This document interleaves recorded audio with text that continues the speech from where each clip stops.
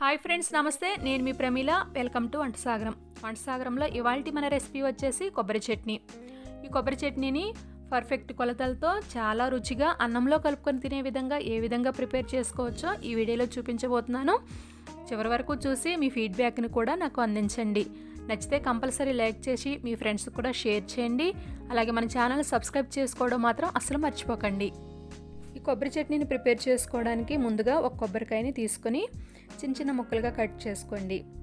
నేను ఒక కొబ్బరికాయ తీసుకుంటే 1 కప్పు కొబ్బరి ముక్కలు ఇక్కడ తయారయ్యాయి అన్నమాట. వీటిని సన్నగా స్లైసెస్లా కట్ చేసుకోండి. మరి లావుగా ఉంటే అవి గ్రైండ్ అవ్వకుండా అలాగే ఉండిపోతాయి అన్నమాట. సన్నగా స్లైసెస్లా కట్ చేసుకుంటే చట్నీ అనేది చక్కగా మెత్తగా తయారవుతుంది. ఇప్పుడు స్టవ్ మీద ఒక పాత్ర పెట్టుకొని దానిలో 1 టీ స్పూన్ ఆయిల్ని యాడ్ చేసుకోండి.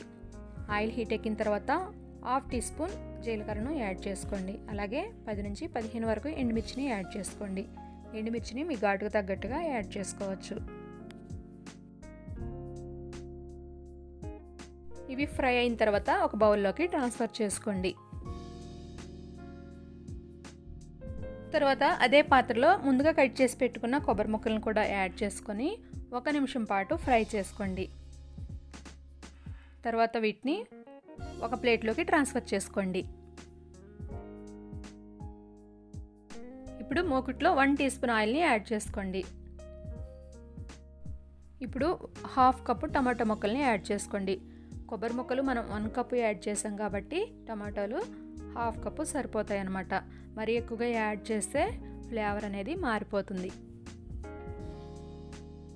ఇప్పుడు వీడియో క్లిప్లో చూపిస్తున్న విధంగా కొద్దిగా చింతపండును తీసుకొని చిన్న చిన్న పీసెస్లా వేరు చేసుకొని యాడ్ చేసుకోండి.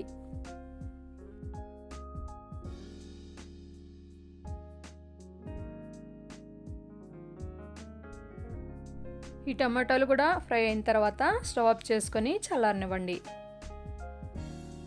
ఇప్పుడు మనం చట్నీని ప్రిపేర్ చేసుకుందాం. దీనికోసం ఒక చిన్న మిక్సీ జార్ తీసుకొని మనం ముందుగా వేయించి పెట్టుకున్న ఎండుమిర్చిని యాడ్ చేసుకోండి. అలాగే కొబ్బరి ముక్కలను కూడా యాడ్ చేసుకోండి. ఇప్పుడు దీనిలోకి 4 వెల్లుల్లి రెబ్బల్ని తగినంత ఉప్పుని యాడ్ చేసుకోండి. యాడ్ చేసుకున్న తర్వాత బ్లెండ్ చేసుకోండి. ఈ విధంగా బ్లెండ్ చేసుకున్న తర్వాత చల్లారి పెట్టుకున్న టొమాటోస్ని కూడా యాడ్ చేసుకొని మరొకసారి మిక్సీ పట్టుకోండి. ఈ విధంగా మిక్సీ పట్టుకున్న తర్వాత కొద్దిగా వాటర్ని యాడ్ చేసుకొని మరలా మిక్సీ పట్టుకోండి. కొబ్బరి త్వరగా బ్లెండ్ అవ్వదు కనుక కొద్దిగా వాటర్ యాడ్ చేసుకుంటే మంచిగా ఫైన్గా పేస్ట్ లాగా తయారవుతుంది. చూసారా ఏ విధంగా పేస్ట్లా బ్లెండ్ అయిందో? ఈ విధంగా బ్లెండ్ అయితే అన్నంలో కలుపుకొని తినడానికి చాలా బాగుంటుంది. ఇప్పుడు దీన్ని పోపు పెట్టుకోవాలి.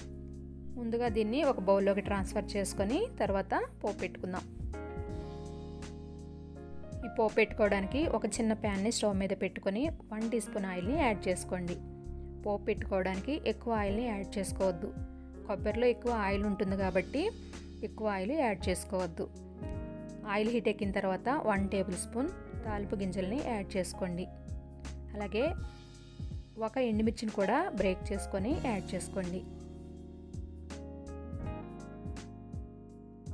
ఇవి వేగిన తర్వాత కొద్దిగా కరివేపాకుని కూడా యాడ్ చేసుకొని మిక్స్ చేసుకోండి. తర్వాత స్టవ్ ఆఫ్ చేసేసుకోండి. ఇప్పుడు ఈ పోపుని చట్నీలో యాడ్ చేసుకొని మిక్స్ చేసుకోండి.